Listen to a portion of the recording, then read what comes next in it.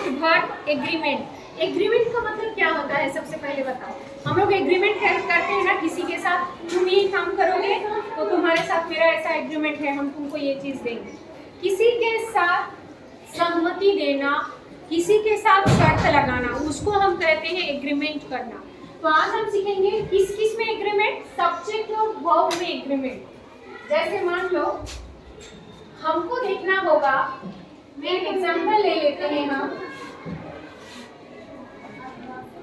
Etch एक subject है, ठीक है। इच बॉय लिखेंगे हम, बॉयज लिखेंगे, क्या लिखेंगे, इच बॉय होता है या इच बॉयज होता है, ठीक है। अगर हम बोलेंगे कि तुमको इस दोनों में से किसी एक को चूज करना है तो तुम इच को देखोगी, जो तुम्हारा सब्जेक्ट है वो बॉय को देख के बॉय लिखेगा या बॉयज लिखेगा। सबसे पहले जानना होगा इच है मेरा सिंगुलर नंबर। इच क्या है, एक वचन, सिंगुलर नंबर। तो सब्जेक्ट वर्ब एग्रीमेंट करने के लिए हमको सिंगुलर और प्लूरल का नॉलेज रहना जरूरी है, ठीक। अब चलो इच बॉय लिखेंगे, इसका मतलब सिंगुलर है तो बॉयज कभी नहीं होगा, बॉयज प्लूरल होता है, इच बॉय। लेकिन अगर यही चीज यहाँ पे ऑल रहता, ऑल, इच का मतलब होता है प्रत्येक, ऑल का मतलब होता है सभी, इसीलिए प्रत्येक लड़की या प्रत्येक लड़का, तो हम एक एक को लेकर बात, सबके बारे में बात कर रहे हैं, पर सभी को मिलाकर बोलेंगे तो ऑल गर्ल्स, ऑल बॉयज। तो वो हो गया हमारा, ऑल के साथ हम जो लिखेंगे, बॉय लिखेंगे या बॉयज लिखेंगे, तो हम देखेंगे मेरा सब्जेक्ट सिंगुलर है या प्लूरल है। मेरा सब्जेक्ट प्लूरल है इसीलिए हम लिखेंगे ऑल बॉयज, ऑल बॉय नहीं लिखेंगे। ये तो हो गया कि सब्जेक्ट के साथ हम कैसा नाउन का यूज करेंगे। अब सब्जेक्ट के साथ हम वर्ब कैसा यूज करेंगे, तो चलो देखते हैं। तुमको फिल इन द ब्लैंक्स में दिया एवरी डे या एवरी गर्ल। अब तुमको लिखना है, ऑप्शन दे दिया वो इज प्लेइंग या आर प्लेइंग। एवरी का क्या मतलब होता है, पहले तुमको जानना होगा कि एवरी गर्ल मतलब क्या। एवरी गर्ल का भी मतलब होता है, ईच और एवरी दोनों का एक ही मतलब होता है, वो होता है प्रत्येक। तो प्रत्येक एक उच्चारण कर रहे हैं हम लोग, प्रत्येक। और लड़के लिखे हैं, लड़कियां नहीं लिखे हैं, गर्ल्स नहीं लिखे हैं, तो हम ईच लिखेंगे या आर लिखेंगे। हमको लिखना है ईच। सिंगुलर नंबर के लिए क्या होता है, प्लूरल नंबर के लिए होता है आर। तो एवरी गर्ल ईच, ये हो गया मेरा जैसा सब्जेक्ट वैसा हम वर्ब वहां पे लाके बैठा दिए। सब्जेक्ट के साथ वर्ब का एग्रीमेंट हो गया कि तुम सिंगुलर हो तो हम भी सिंगुलर बन के ही जाएंगे, प्लूरल नहीं घुसेंगे। तुम प्लूरल हो तो हम भी प्लूरल ही बन के जाएंगे। अब चलो अगर सिंपल प्रेजेंट टेंस का ले ले तो ऑल मेन डू होगा या डज होगा, सोच के बताना है।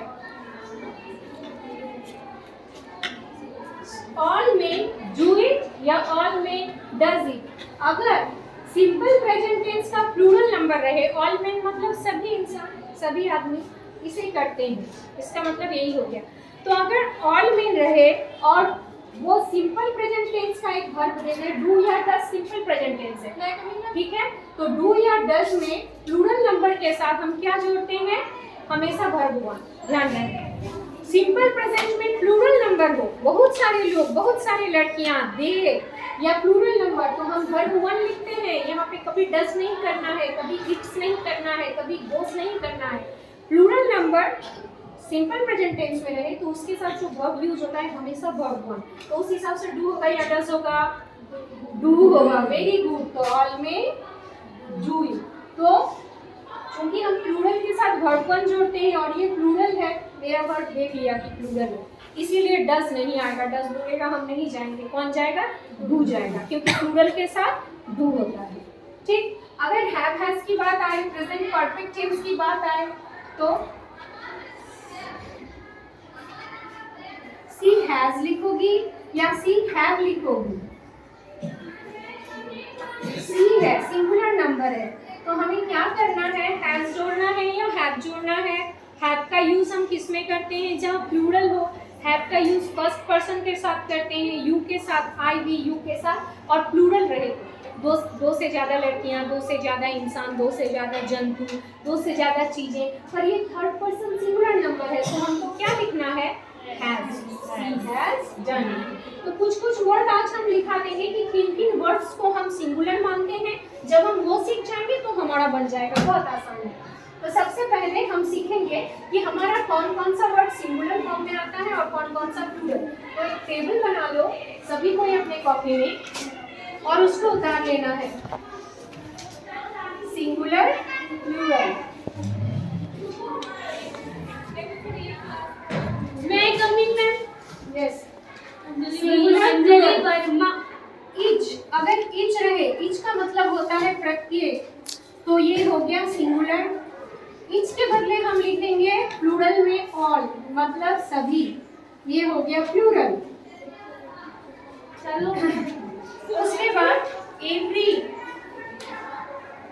इसका भी मतलब होता है प्रत्येक। और सम, सम का मतलब होता है कुछ, कुछ मतलब क्या? एक से ज्यादा, है ना? कुछ मतलब एक से ज्यादा।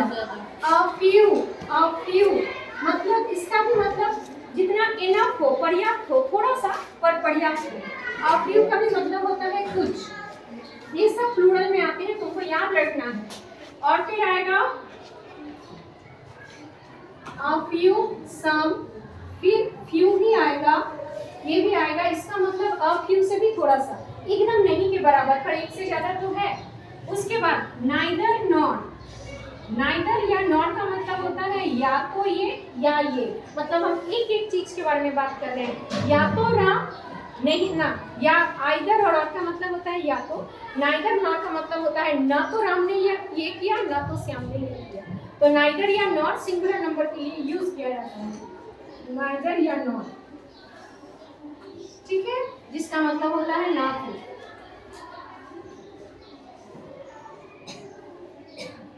एनी, एनी मतलब भी होता है नॉट एनी, एनी, ये सब हमारा किस में आ जाता है?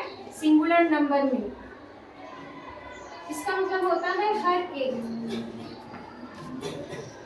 बस इतनी चीजें हमें याद रखनी है। और सम, फ्यू। अच्छा, अगर एंड रहे वाक्य में दो सिंगुलर नंबर के बीच, हम जब जोड़ते हैं my, me, I and my mother, she and her father, तो वहाँ पे दो जन साथ हो गए, वहाँ पे हमेशा उसको प्लूरल मान के उसके अनुसार वर्ब का एग्रीमेंट करवाना है। वहाँ पे आर लिखना है, वहाँ पे हैव लिखना है, वहाँ पे डू लिखना है, राइट। तो अगर एंड से जुड़ा रहे दो सब्जेक्ट तो उसको हम प्लूरल मानते हैं। यही है हमारा सब्जेक्ट वर्ब एग्रीमेंट, ठीक। हाँ दोस्त।